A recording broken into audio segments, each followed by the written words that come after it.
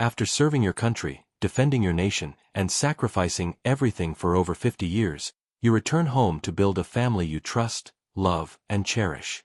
But what happens when at the age of 78, you suddenly discover that everything, every laugh, every hug, every "I love you, Daddy," was built on the most devastating lie imaginable?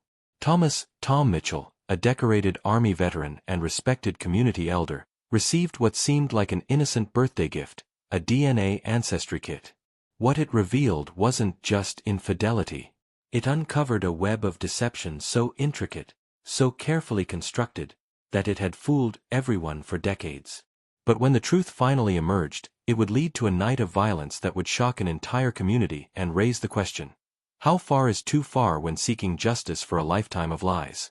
In the heart of rural Georgia, nestled between cotton fields and old oak trees draped in Spanish moss, sits the town of Oakwood. Population 3,200, where everyone knows everyone, and the Mitchell family had been pillars of the community for over 5 decades. Thomas Mitchell, 78, was a man carved from the old school: broad shoulders, calloused hands, and eyes that had seen the horrors of Vietnam but still held kindness for his neighbors. After 2 tours in Southeast Asia, Tom had returned home in 1971, married his high school sweetheart Rose Mitchell, and built what everyone considered the perfect American family. Their home on Magnolia Street was always the gathering place. The wraparound porch held decades of memories, and Rose's legendary Sunday dinners brought the whole neighborhood together. Their 4 children were Tom's greatest pride. James Mitchell, 50, the eldest, a successful auto mechanic who had inherited Tom's steady hands and unwavering work ethic. Patricia, Patty Mitchell Johnson, 48, a devoted mother and elementary school teacher who organized every community event. Robert, Bobby Mitchell, 45, a charming insurance agent whose smile could sell ice to Eskimos. Lisa Mitchell, 42, the baby of the family, a nurse practitioner and clearly Tom's favorite. But beneath the surface of this picture-perfect family lay secrets that had been carefully guarded for over 4 decades.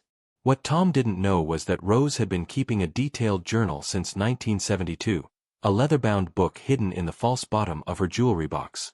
In it, she had meticulously recorded every affair, every lie, every moment of deception that had built their family. June 15, 1974, James is asking about why he doesn't look like Tom. Told him he has my father's features. The lie gets easier each time. September 3, 1976, Patty sick with fever. Tom stayed up all night holding her. If he only knew she wasn't his to hold. December 12, 1978, Bobby's first steps today.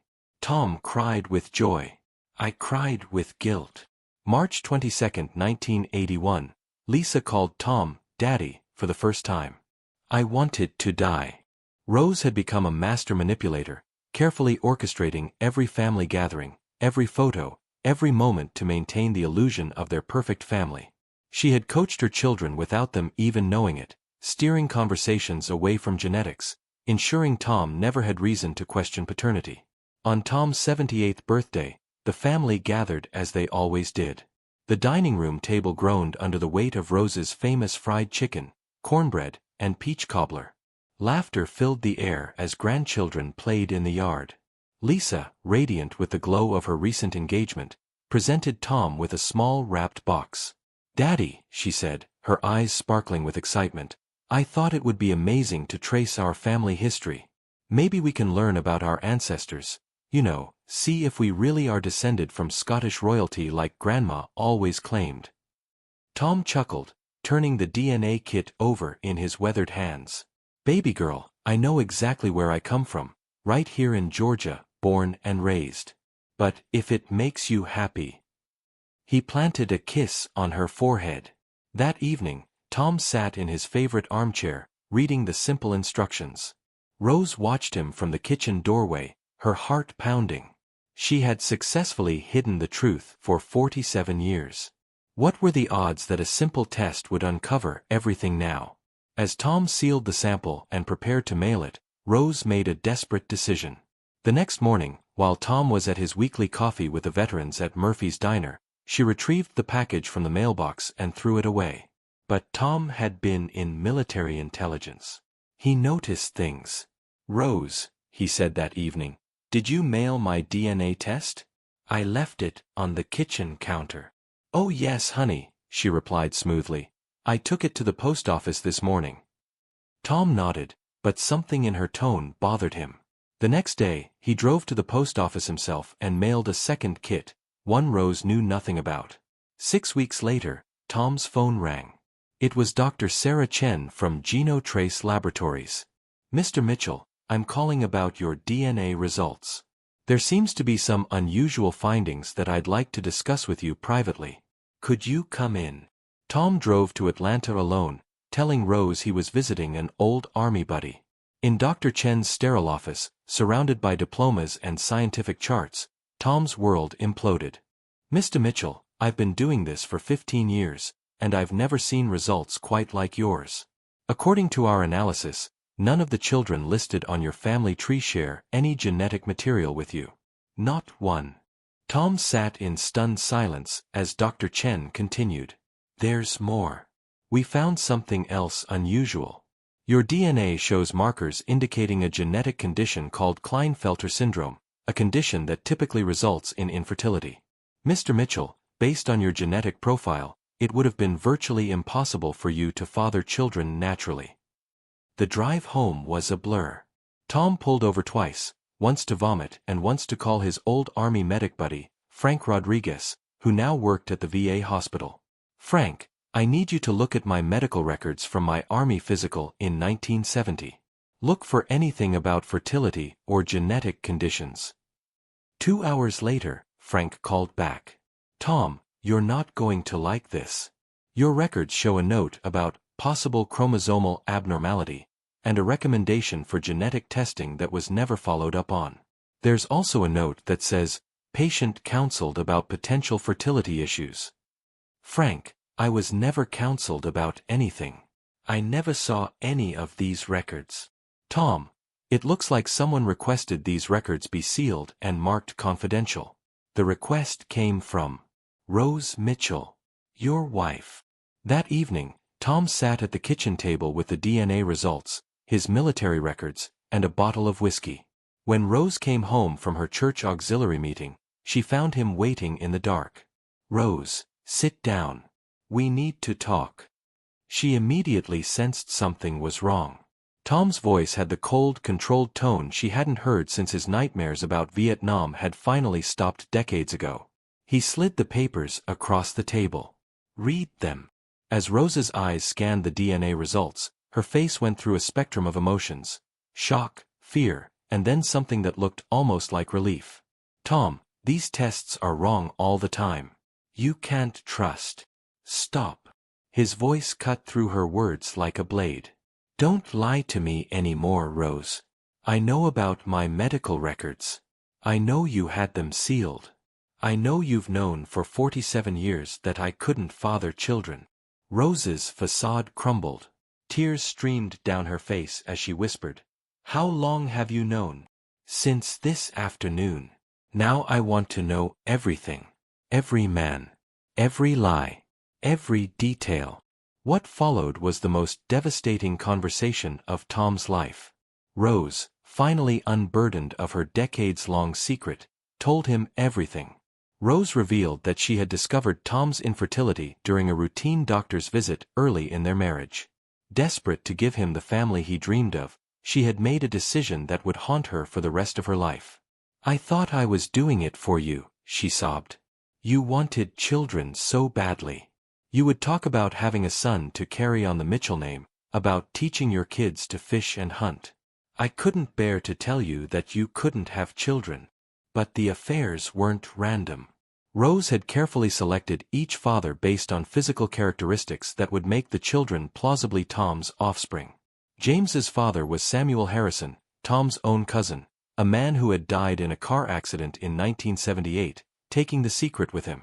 Patty's father was Reverend Michael Davis, the family's pastor, who had counseled Rose during what he thought was marital troubles. Bobby's father was Charlie Wilson, Tom's best friend and fishing buddy, who had been having his own marital problems. Lisa's father was Dr. Richard Hayes, the family physician who had been helping Rose hide her medical deception. "You chose my own cousin? My pastor?" my best friend, my doctor. Tom's voice was barely a whisper. Rose, you didn't just betray me. You created a conspiracy. You turned everyone I trusted into accomplices. The next evening, Tom called a family meeting. He had spent the day wrestling with how to tell his children, these 4 people he had loved and raised, who were now strangers to him genetically but still his entire world emotionally.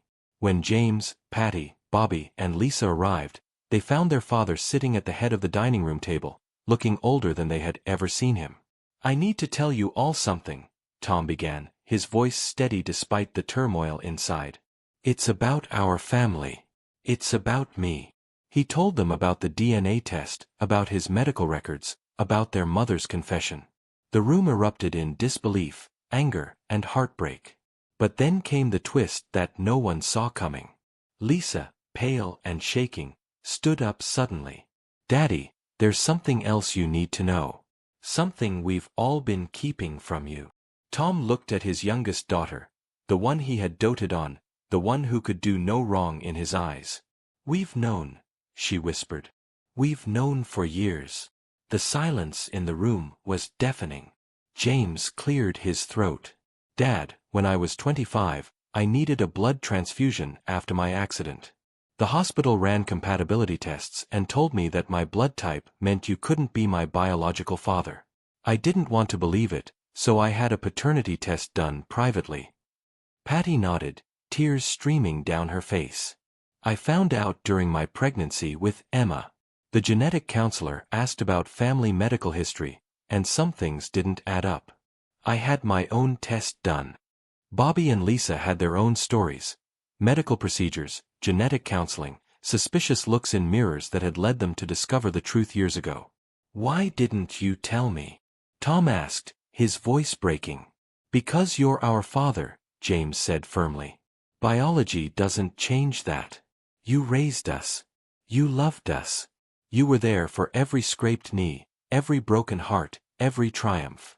That's what makes you our dad. But Tom wasn't listening to their assurances. All he could hear was the echo of decades of lies. Not just from Rose, but from everyone. His entire family had been living a lie, and he had been the only one who didn't know. Over the next 2 weeks, Tom began his own investigation. Using skills from his military intelligence background, he started piecing together the full scope of the deception. He discovered that Charlie Wilson had been paying informal child support for Bobby for years, disguised as loans and business investments. Dr. Richard Hayes had been falsifying Lisa's medical records to hide genetic markers that would have revealed the truth. Reverend Michael Davis had left a substantial sum of money to Patty in his will, money that was supposedly for church activities, but had gone directly into her children's college funds.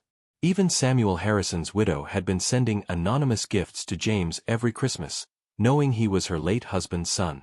Tom realized that he hadn't just been betrayed by Rose. He had been betrayed by his entire community. Everyone knew. Everyone had been part of the lie. The revelation that broke Tom completely came when he found Rose's journal. Hidden in the false bottom of her jewelry box was a detailed record of every deception, every calculated move, every moment of the elaborate charade. But the most devastating entry was the most recent one. March 15, 2024, Tom is getting suspicious about Lisa's engagement gift. I can see it in his eyes. Maybe it's time to tell him the truth. He's 78 now. How much longer can this go on? But if I tell him now, after all these years, he'll never forgive me. And the children? What would this do to the children? Maybe it's better if he never knows. Maybe I can take this secret to my grave and let him die believing he was their father. Would that be kinder? Or would that be the cruelest lie of all?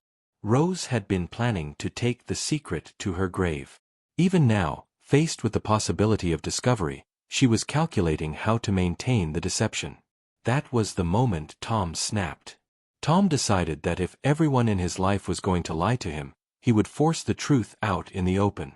He called Charlie Wilson and asked him to come over for dinner, claiming he wanted to discuss old times. Charlie arrived on a humid Thursday evening, nervous but trying to appear casual. Rose was in the kitchen, her anxiety palpable as she prepared what she sensed might be their last meal as a family.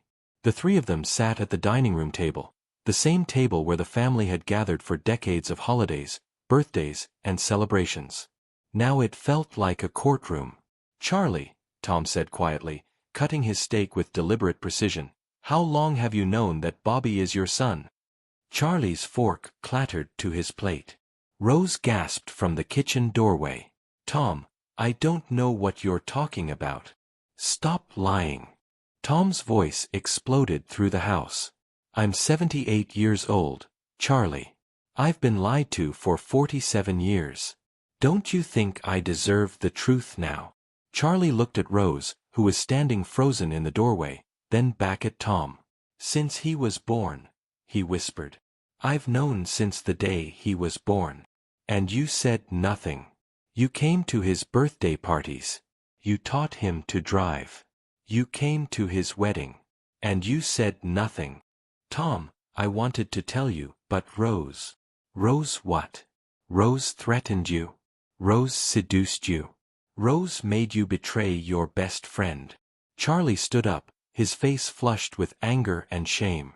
"You want the truth, Tom? Fine. Rose came to me when you were deployed. She was lonely, scared, and she told me you couldn't give her children. She said she was going to leave you unless she could get pregnant. I thought I was helping save your marriage. By sleeping with my wife? By giving you the family you wanted." Charlie shouted. "You were so happy when Bobby was born. You cried, Tom. You held him and you cried and you said he was the most beautiful thing you'd ever seen. Was I supposed to take that away from you?" Tom stood up slowly, his hand moving to the drawer where he kept his service revolver, a habit from his army days that he had never broken. "So you all decided that I was too weak to handle the truth. You all decided that I needed to be protected from reality. You all decided that my entire life should be built on a lie." Rose stepped into the room, her hands shaking. "Tom, please. Don't do something you'll regret." Tom pulled out the gun, his hands steady despite his age. "Regret? Rose, I've lived 78 years of regret. I regret trusting you. I regret believing in you. I regret building my life around people who saw me as nothing more than a fool to be deceived." Charlie made a move toward the door, and Tom fired. The bullet caught Charlie in the back, sending him crashing into the china cabinet. Rose screamed and dropped to her knees beside Charlie's body. "Tom, stop. Please, stop." But Tom was beyond reasoning. He stood over Charlie's body, the gun still in his hand, and spoke in a voice that was eerily calm. 47 years, Charlie. 47 years you let me believe that boy was mine. 47 years you watched me love him, raise him, be proud of him. And you said nothing." Rose was sobbing over Charlie's body when Tom turned the gun toward her. "Tom, please. I know I was wrong. I know I hurt you. But killing me won't change anything." "You're right," Tom said quietly. "It won't change anything. But it will stop you from lying to anyone else." The second shot echoed through the house, and Rose Mitchell's decades of deception finally came to an end. Tom sat in his armchair for 3 hours after the shootings, the gun in his lap, staring at the two bodies in his dining room. When the police finally arrived, called by neighbors who had heard the gunshots, they found him waiting calmly, his hands folded in his lap. "Officers," he said as they entered, "I'm Thomas Mitchell. I killed them both. My gun is on the table there." The trial of Thomas Mitchell became a media sensation. The prosecution painted him as a cold-blooded killer who had murdered 2 people in a fit of rage. The defense argued that he was a victim of psychological abuse who had suffered a complete mental breakdown after discovering a lifetime of deception. But the most compelling testimony came from an unexpected source. During the trial, Tom's defense attorney revealed evidence that changed everything.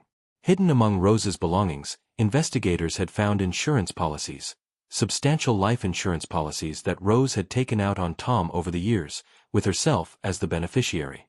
More disturbing was the discovery of Rose's correspondence with a lawyer about having Tom declared mentally incompetent due to his age, which would have given her complete control over his military pension and assets.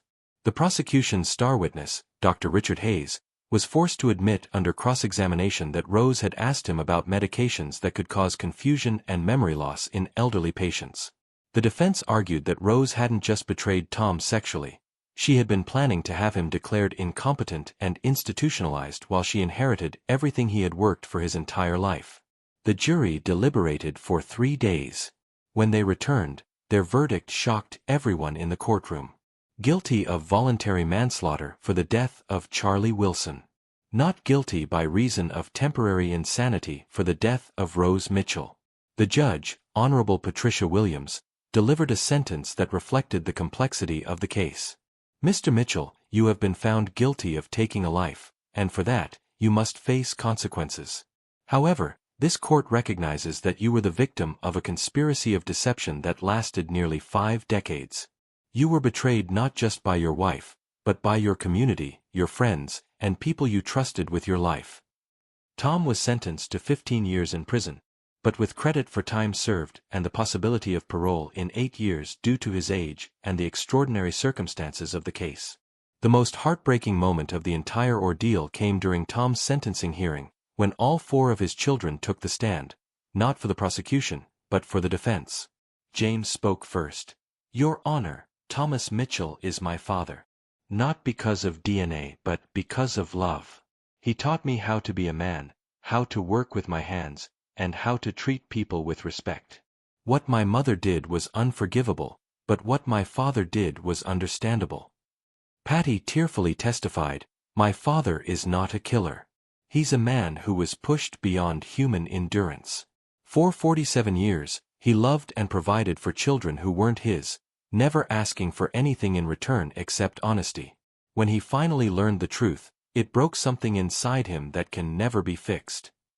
Bobby, speaking about the man who had killed his biological father, said, Charlie Wilson gave me DNA. Thomas Mitchell gave me everything else. If my father hadn't discovered the truth, my mother was planning to have him declared incompetent and steal everything he had earned. In a way, he saved himself from an even worse betrayal. Lisa, pregnant with her first child, had the final word, Your Honor, my father is the most honorable man I've ever known. He served his country with distinction, he raised 4 children who weren't his own with nothing but love, and he was repaid with a lifetime of lies. What he did was wrong, but what was done to him was worse. He's the only grandfather my child will ever know, and I pray that justice will allow him to be part of our lives again. Thomas Mitchell is currently serving his sentence at Georgia State Prison.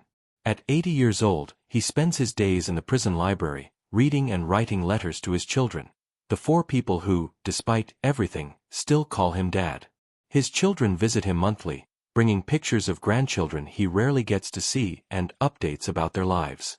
The family that was built on lies has somehow found a foundation of truth in the most unlikely place. Charlie Wilson was buried quietly, with only his own family in attendance. His secret died with him, but his son Bobby has struggled with the knowledge that his father was both victim and perpetrator in the web of deception. Rose Mitchell was buried in the family plot next to her parents. Her headstone reads simply, Beloved Wife and Mother. The children chose not to include dates, wanting to preserve some privacy in death that had been stripped away in life. The case of Thomas Mitchell has been studied in law schools as an example of how psychological abuse can drive even the most stable person to violence. It has also been cited in discussions about the ethics of paternity deception and the long-term psychological effects of elaborate deception. But perhaps the most profound impact of the case has been on the children themselves. James, Patty, Bobby, and Lisa have become advocates for truth in families, speaking at conferences about the devastating effects of long-term deception on all family members. Lisa named her son Thomas Mitchell Johnson, ensuring that the name of the man who raised her will continue in the next generation, regardless of DNA. Was justice served in the case of Thomas Mitchell? The jury thought so. They recognized that while murder is never justified, there are circumstances so extreme, betrayals so profound, that they can break even the strongest person. Tom Mitchell lost everything: his wife, his best friend, his freedom, and his peace of mind. But in losing everything, he finally gained the one thing that had been denied to him for 47 years: the truth. In prison, Tom has found a strange kind of peace. For the first time in decades, everyone around him knows exactly who he is and what he's done. There are no more lies, no more deceptions, no more carefully constructed facades. His children still love him. His grandchildren send him drawings and letters. His fellow veterans respect him for his service, even as they struggle to understand his crimes. Thomas Mitchell's story is a tragedy without heroes or villains, only broken people trying to navigate the impossible complexities of love, truth, and betrayal. It's a story that asks the hardest question of all. When the foundation of your entire life crumbles, when everyone you trusted has betrayed you, when the truth is more devastating than any lie, what do you do next? For Thomas Mitchell, the answer was violence. For his children, the answer was forgiveness. For society, the answer was justice tempered with mercy. The truth, as they say, will set you free. But sometimes, the price of freedom is higher than anyone should have to pay.